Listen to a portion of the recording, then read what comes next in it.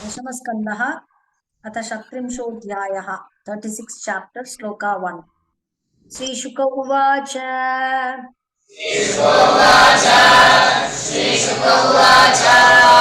तदर्यागतो गोष्ठम्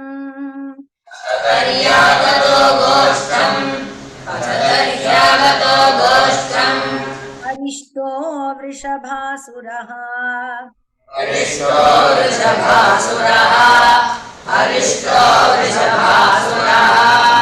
मही महाककुत्कायः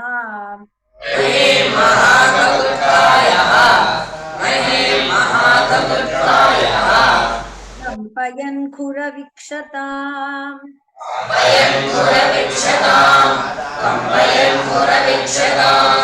श्रीशुक उवाच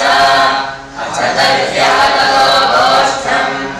अरिष्टो वृषभासुरः महीमहाककुत्कायः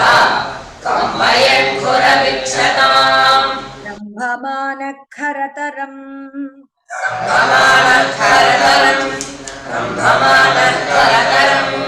वदा च विलिखन्महीम्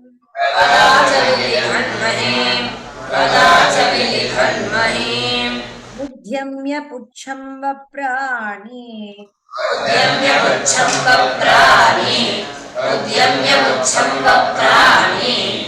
शानाग्रेण च उद्धरन्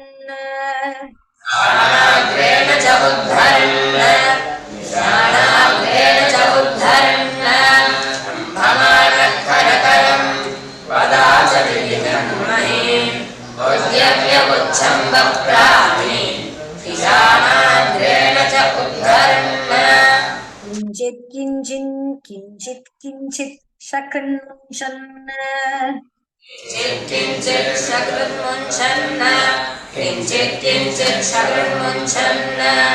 मुद्रयन् स्तब्धलोचनः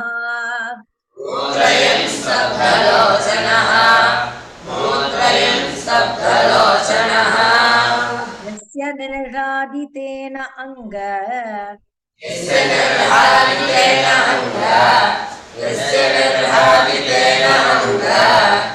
सुरेण गवामृणाम्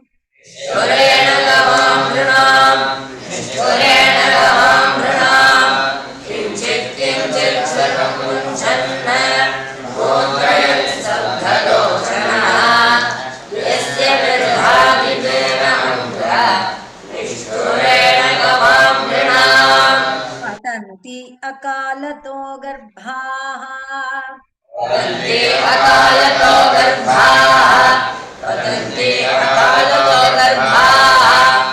स्रवन्ति स्म भयेन वै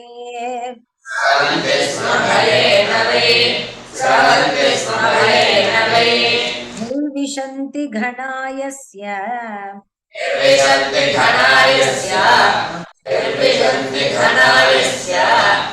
बहुधि अचलशङ्कया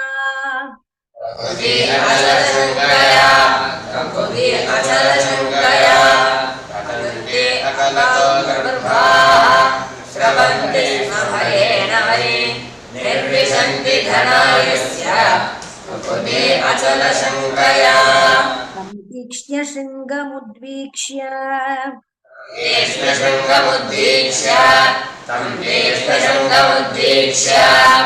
गोप्यो गोपाश्च तत्र सुः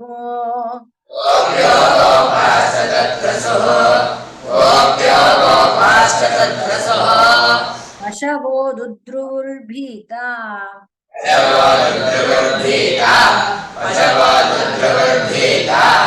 राजन् सन्त्यज्य गोकुलम्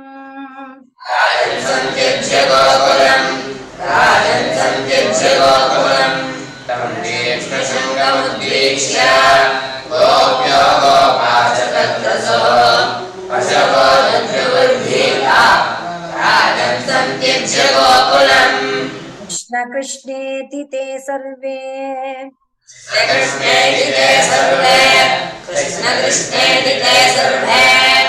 गोविन्दं शरणं ययुः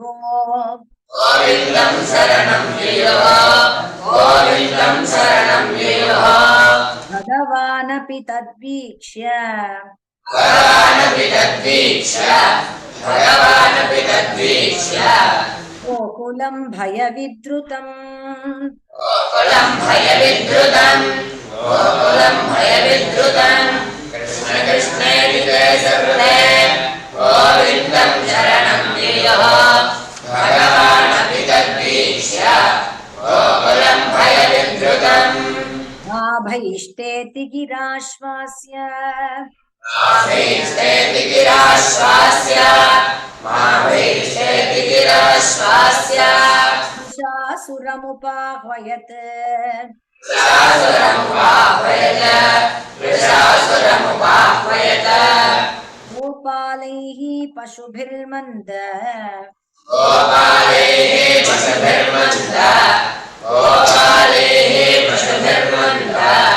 रासितैः किम् असत्तम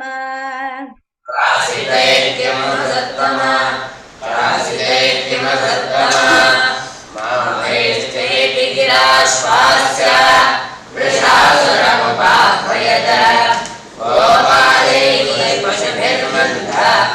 रासितैः किमसत्तमा बलदर्प आहं दुष्टानां बलदर्पहाहं दुष्टानां तद्विधानां दुरात्मनां तद्विधानां इति आस्फोट्याच्युतो अरिष्टम्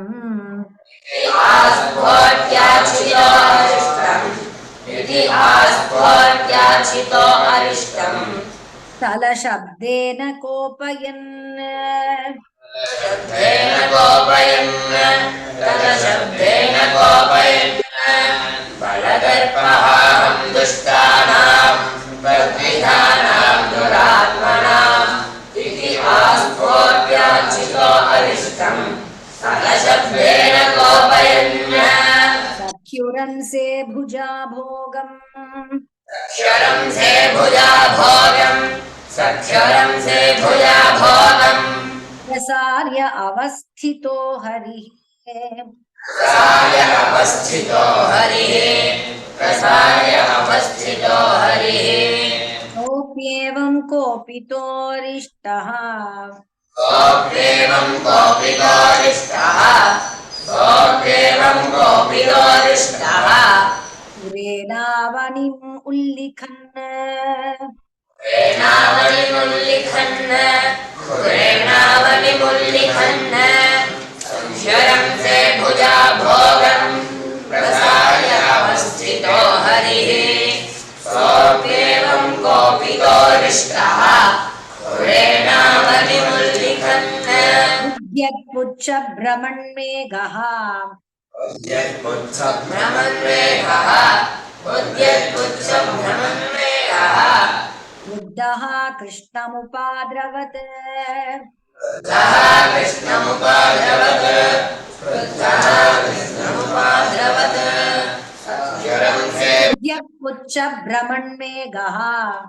उद्यत्पुच्छभ्रमण्मेघः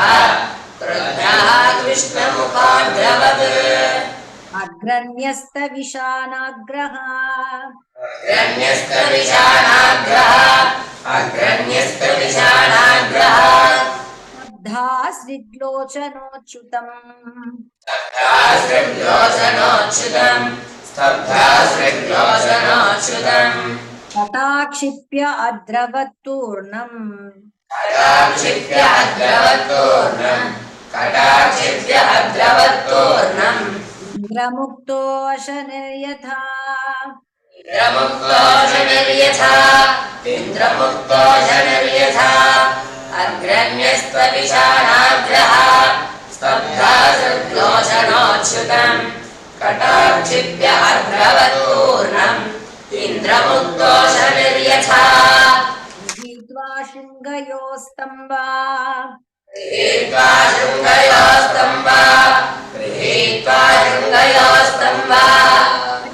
अष्टादशपदानि सह अष्टादशपदानि सह प्रत्यपोवाह भगवान् प्रत्यपोवाह भगवान् रचः प्रतिगजं यथा प्रतिगजं यथा प्रतिगजं यथा गृहीत्वा शृङ्गयोस्तम्भा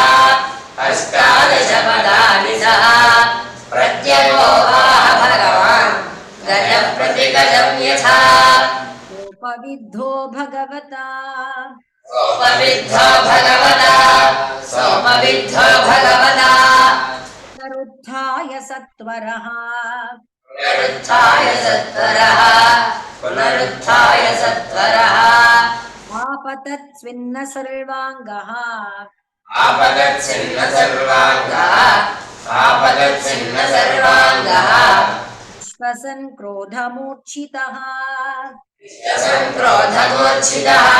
विश्वसङ्क्रोधमूर्च्छितः सोपविद्धो भगवता पुनरुत्थाय सत्वरः आपतत्सिन्न सर्वाङ्गः विश्वसङ्क्रोधमूर्च्छितः समापतन्तं स निगृह्य शृङ्गयोः आपतन्तं सनिगृह्य शृङ्गयोः तमापतन्तं सनिगृह्य शृङ्गयोः पदा समाक्रम्य निपात्य भूतले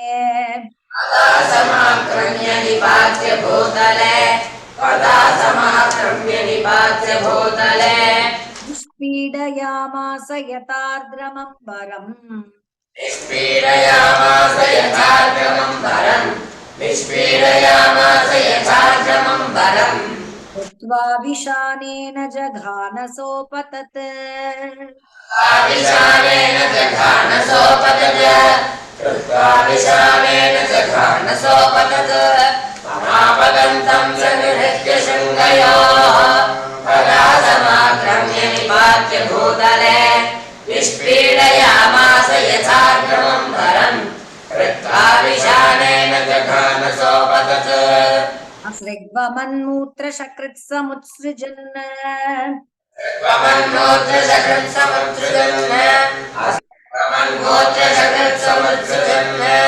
विपंशपादान् अनवस्थिते क्षणः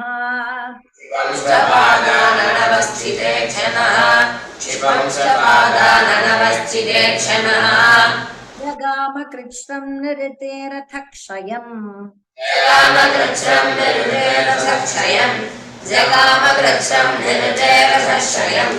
पुष्पैर्गिरन्तो हरिमीडिरे सुराः पुष्पैर्गिरन्तो हरिमीडिरे सुराः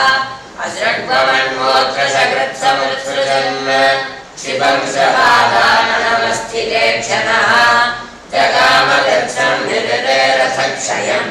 पुष्पैर्गिरन्तो हरिमीडिरे सुराः एवं ककुब्दिनं हत्वा एवं ककुद्भिनं हत्वा स्तूयमानस्वजातिभिः स्तूयमानस्वजातिभिः विवेशगोष्ठं सबलः विवेशगोष्ठं सबलः गोपीनां नयनोत्सवः गोपीनां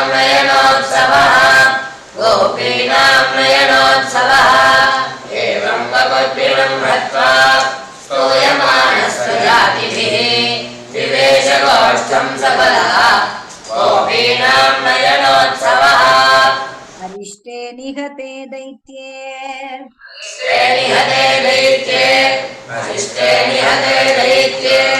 कृष्णेन अद्भुतकर्मणा कृष्णेन अद्भुतकर्मणा कंसाय अथाह भगवान् कंसाय अथाह भगवान् नारदो देवदर्शनः नारदो देवदर्शनः अरिष्टे निहते दैत्ये कृष्णेन अद्भुतकर्मणा कंसाय अथाह भगवान् नारदो देवदर्शनः यशोदाया सुतां कन्याम् यशोदाया सुतां कृष्णमेव च देवत्या कृष्णमेव च देवत्या कृष्णमेव च रामं च रोहिणीपुत्रम् रामं च रोहिणीपुत्रम् रामं च रोहिणीपुत्रम् वसुदेवेन बिभ्यता देवेन बिभ्यता वसुदेवेन बिभ्यता यशोदाया सुतां कन्या देवत्या कृष्णमेव च रामं च रोहिणीपुत्रम् वसुदेवेन बिभ्यता यस्तौ स्वमित्रे नन्दे वै यस्तौ सुमित्रेण देवैः यस्तौ सुमित्रेण देवैः न्यस्तौ स्वमित्रे नन्दे वै यस्तौ सुमित्रेण देवैः यस्तौ सुमित्रेण देवैः விசர்க்கம் கிடையாது यस्तौ स्वमित्रे नन्दे वै यस्तौ सुमित्रेण देवैः यस्तौ सुमित्रेण देवैः ताभ्यां ते पुरुषा हताः याभ्यां ते पुरुषाताः याभ्यां ते पुरुषाताः निशम्य तद्भोजपतिः निशम्यतद्भोजपतिः निशम्यतद्भोजपतिः कोपात् प्रचलितेन्द्रियः कोपात्प्रचलितेन्द्रियः कोपात्प्रचलितेन्द्रियः न्यस्तो स्वमित्रेण देवैः याभ्यां ते पुरुषाताः निशम्यतद्भोजपतिः कोपात्प्रचलितेन्द्रियः जातम् असि मादत्त शातम् असिमादत्त शातम् असिमादत्त वसुदेव जिघांसया वसुदेवजिघांसया वसुदेवजिघांसया निवारितो नारदेन निवारितो नारदेन निवारितो नारदेन तत्सुतो मृत्युमात्मनः तत्सुतो मृत्युमात्मनः तत्सुतो मृत्युमात्मनः शातम् असिमादत्त वसुदेवजिघांसया निवारितो नारदेन तत्सुतो मृत्युमात्मनः ज्ञात्वा लोहमयीः पाशैः कालोहमयीः पाशैः कालोहमयीः पाशैः बबन्धसः भार्यया बबन्धसः भार्यया बबन्धसः भार्यया प्रतियाते तु देवर्षौ प्रतियाते तु देवर्षौ प्रतियाते तु देवर्षौ हंस आभाष्य केशिनम् स आभाष्यकेशिनम् कंस आभाष्यकेशिनम् ज्ञातालोहमयीः पाशैः बबन्धसः भार्यया प्रतियाते तु देवर्षौ कंस आभाष्यकेशिनम् प्रेषयामास हन्येताम् प्रेषयामास हन्येताम् प्रेषयामास हन्येताम् भवता रामकेशवो भवता रामकेशवो भवता रामकेशवो ततो मुष्टिकचाणूर ततो मुष्टिकचाणूर ततो मुष्टिकचाणूर शलतोषलकादिकान् शलकादिकान् शलतोषलकादिकान् प्रेषयामास हन्येताम् भवता रामकेशवो ततो मुष्टिकचाणूर शलतोषलकादिकान् अमात्यान् हस्तिपांश्चैव अमात्यान् हस्तिपांश्चैव अमात्यान् हस्तिपांश्चैव अमाहूयाः भोजराट् आहूयाः भोजराट समाहूयाः भोजराट भो भो निशम्यतामेतत् भो भो निशम्यतामेतत् भो भो निशम्यतामेतत् वीरचाणूरमुष्टिकौ वीरचाणूरमुष्टिकौ वीरचाणूरमुष्टिकौ मात्यान् हस्तिपांश्चैव समाहूयाः भोजराट भो भो निशम्यतामेतत् वीरचाणूरमुष्टिको नन्दव्रजे किलासाते नव्रजे किलासाते नन्दव्रजे किलासाते सुतौ आनकदुन्दुभेः सुतो आनकदुन्दुभेः सुतो आनकदुन्दुभेः रामकृष्णौ ततो मह्यम् रामकृष्णौ ततो मह्यम् रामकृष्णौ ततो मह्यम् मृत्युः किल निदर्शितः किल निदर्शितः मृत्युः किल निदर्शितः नन्दव्रजे किलासाते सुतो आनकदुन्दुभेः रामकृष्णौ ततो मह्यम् मृत्युः किल निदर्शितः भवद्भ्यामिह सम्प्राप्तौ भवद्भ्यामिह सम्प्राप्तौ भवद्भ्यामिह सम्प्राप्तौ अन्येतामल्ललीलया अन्येतामल्ललीलया